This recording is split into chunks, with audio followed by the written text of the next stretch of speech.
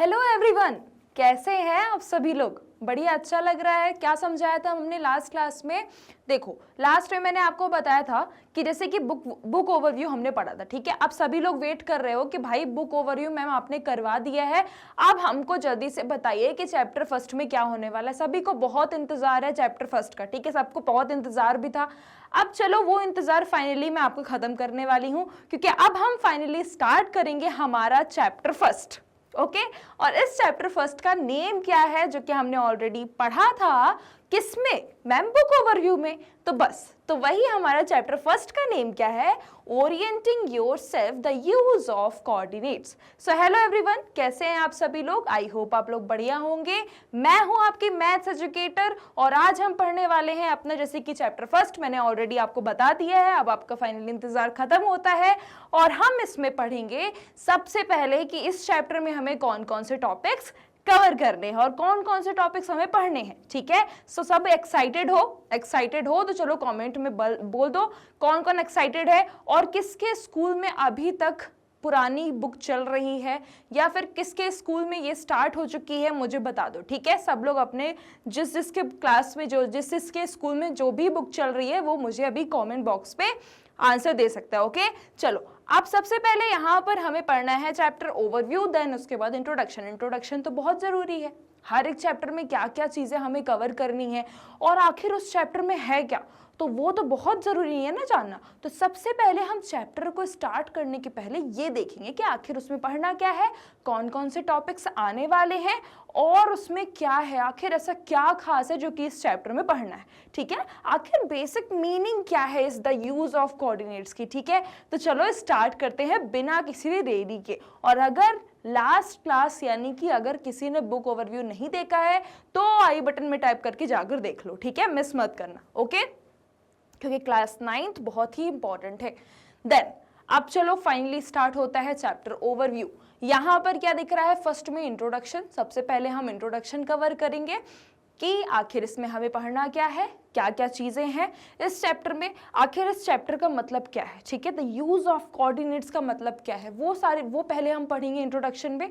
Then उसके बाद हमारा नेक्स्ट टॉपिक है सेटलिंग इन, ठीक है। सेटलिंग इन यानी कि यहाँ पर एक आपको स्टोरी दी गई होगी, एक आपको कहानी दी गई होगी और उस कहानी से रिलेटेड आपको बताया गया होगा कि भाई ये रियल लाइफ सिचुएशन दी गई है, मुझे बताओ इसका आंसर क्या होगा, ठीक है। यानी कि यहाँ पर आपका रियल लाइफ सिचुएशन को दे के, रियल लाइफ एग्जाम्पल का यूज करके एक स्टोरी बनाकर और उसके बाद आपको बताना है, सोचना है कि इसका आंसर क्या हो सकता है, क्यों ये नहीं पॉसिबल है। ये सारी चीजें आपको सेकेंड टॉपिक पे पढ़नी है, ठीक है। इंटरेस्टिंग लग रहा है ना ये।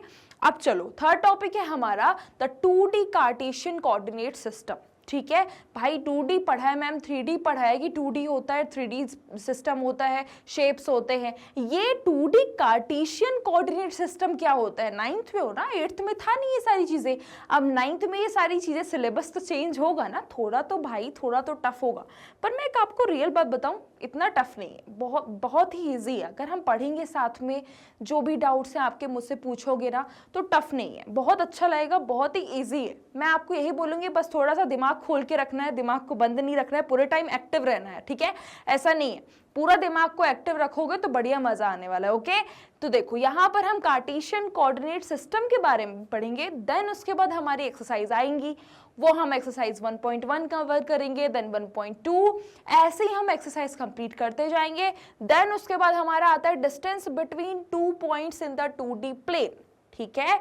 2D प्लेन के बीच में, 2D प्लेन दिया है आपको और 2D प्लेन के जो पॉइंट्स होते हैं उनके बीच में डिस्टेंस क्या है ये आपको बताना है, ठीक है। ये आपको बताना होगा। जैसे कि मान लो मेरे पास ये क्या है, ये दिया हुआ है, ठीक है, ये 2D प्लेन दिया हुआ है। अब इस 2D प्लेन में मुझे बताओ कि इस पॉइंट और इस पॉइंट के बीच का डिफरेंस क्या है, ये आपको निकालना सीखना होगा। मैम आखिर इन दोनों पॉइंट के बीच का डिफरेंस निकालेंगे कैसे? तो भाई इसके लिए भी फॉर्मूला होगा ना, इसके लिए भी फॉर्मूला है, सब कुछ है। हम हर एक चीज स्टेप बाय स्टेप पढ़ेंगे, ठीक है। कोई भी परेशान होने की जरूरत नहीं है, कोई एक टॉपिक मिस नहीं होने वाला, हर एक चीज हम बहुत ही आसानी से पढ़ेंगे, ठीक है। नेक्स्ट है end of chapter exercise. Okay, end of chapter exercise, यानी कि यहाँ पर आपका चैप्टर खत्म होता है और यहाँ पर हम पढ़ेंगे अपनी एक्सरसाइज। यानी कि आपकी जो इस बार बुक जो दी गई है ना गणित मंजरी, उसमें क्या हुआ है ना, पहले क्या होता था, हर मतलब एक्सरसाइज डायरेक्ट एग्जाम्पल दिया, एक एक्सरसाइज दे दी, बस खत्म हो गया चैप्टर, ऐसा होता था।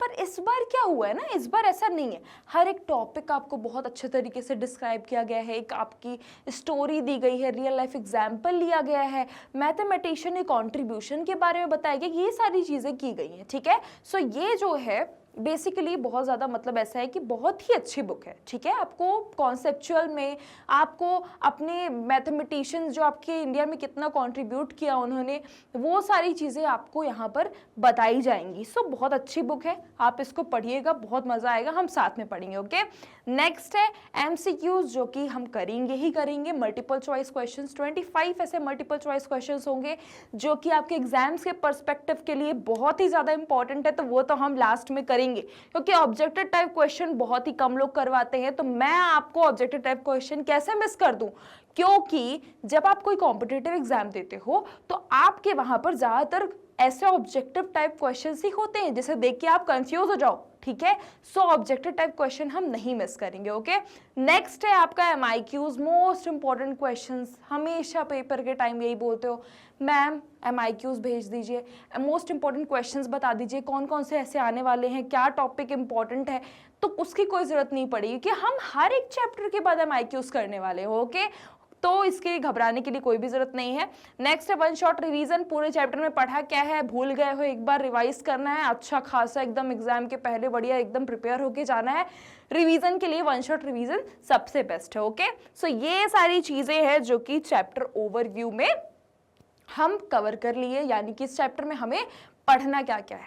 अब चलो भाई इंट्रोडक्शन थोड़ा देख लेते। देखो, अगर मैं बात करूँ ना, आपके जो चैप्टर 1 था, ठीक है, इस चैप्टर 1 में इंट्रोडक्शन जो है ना आपका बहुत बड़ा है, ठीक है, 2 पेज का दिया गया है, एकदम बहुत बड़ा, ठीक है। अब अगर मैं वो आपका पूरा यहाँ पर रख देती तो आप बोलते कि मैम ये क्या रामायण चल रही है, आप हमें क्या पढ़ा रही हैं, या हमें लग ही नहीं रहा है कि मैथ्स है, हमें लग रहा है ये आपको इंग्लिश की स्टोरी बता रही है, हमें कोई आप कहानी सुना रही है, ये तो हमें लगेगा ही नहीं।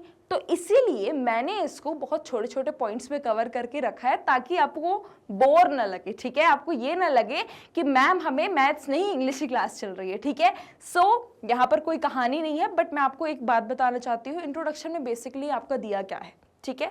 सो बच्चों, इस चैप्टर में इंट्रोडक्शन, हर एक जो भी आपके जितने भी चैप्टर्स होंगे ना इस बुक में, हर एक चैप्टर के इंट्रोडक्शन में या फिर आपको हर एक चैप्टर में कहानी ज़रूर मिलेगी। और क्या कहानी, आपको ऐसी चीज़ ज़रूर बताई जाएगी कि आपके इंडिया में जो आपके इंडियन मैथमेटिशियन है उनका कंट्रीब्यूशन कितना ज़्यादा था, ठीक है, ये सारी चीज़ें आपको बताई जाएगी। यानी कि जो पुराने मैथमेटिशियन थे, हमारे इंडिया के जो मैथमेटिशियंस थे, उनका क्या कंट्रीब्यूशन था ये सारी चीज़ों में, ये सब बनाने में, वो सारी चीज़ें हमें हर एक चैप्टर में बताई जाएंगी, ठीक है, जो कि आपके लिए बहुत इंपॉर्टेंट है। पहले क्या था, हम ये सब चीज़ों के बारे में जानते ही नहीं थे, स्क्वायर क्या होता है भाई हमने पढ़ लिया, पर अब ऐसा नहीं है, अब आपको सब बताया जाएगा, आपको थोड़ा हिस्ट्री से भी आपको यहाँ पर सिंक करके रखा गया है। ऐसा नहीं है कि आप पूरा ही भूल जाओ कि क्या है हमारे, आखिर इसको किसने बनाया, किसने क्या किया, ऐसा कंट्रीब्यूशन कितना है मैथमेटिशियन का, वो सारी चीज़ें आपको नहीं पता थी, पर अब फाइनली आपको सारी चीज़ें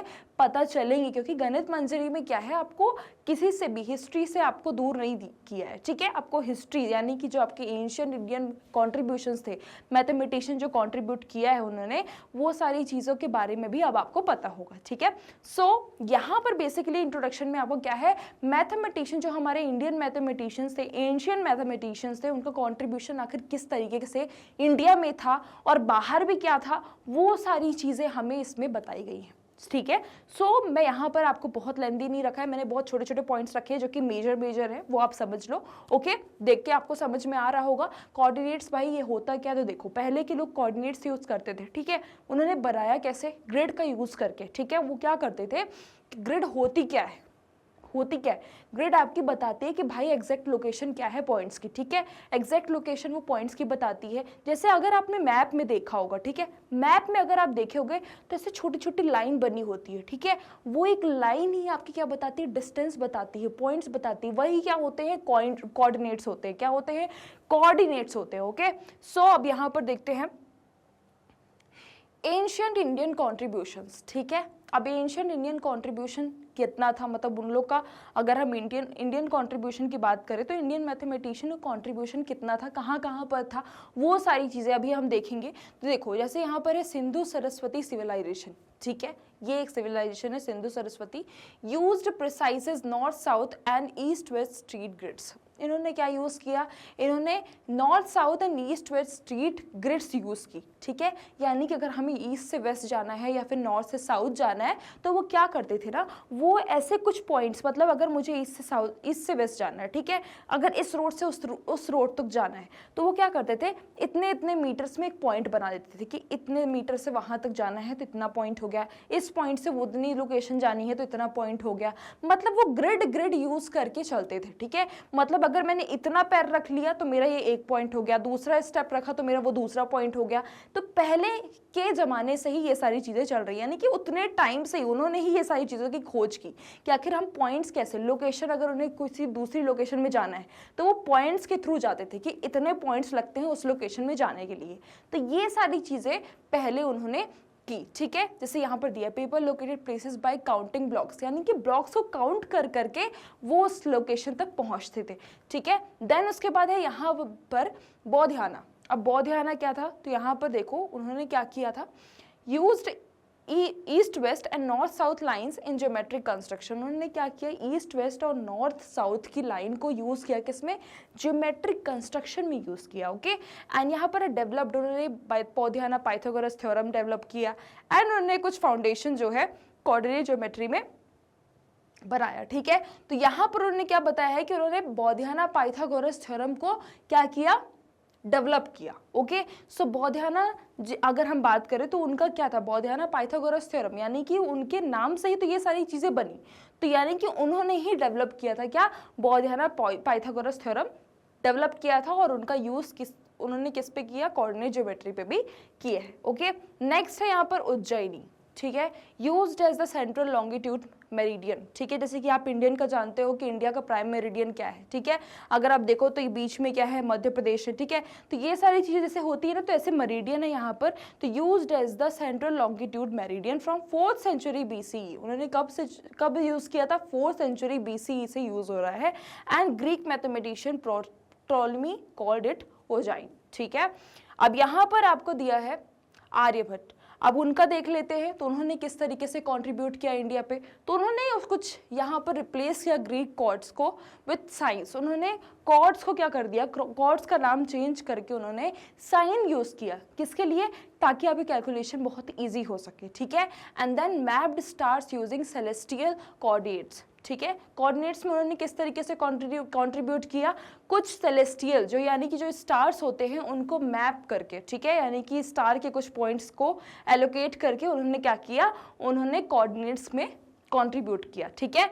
नेक्स्ट है आपके ब्रह्मगुप्ता, उन्होंने फॉर्मलाइज्ड किया zero and negative numbers as algebraic entities, ठीक है, and defined origin as zero. उन्होंने इस कोऑर्डिनेट में जो आपका ओरिजिन होता है उसको उन्होंने क्या बताया कि ये जीरो है, ठीक है।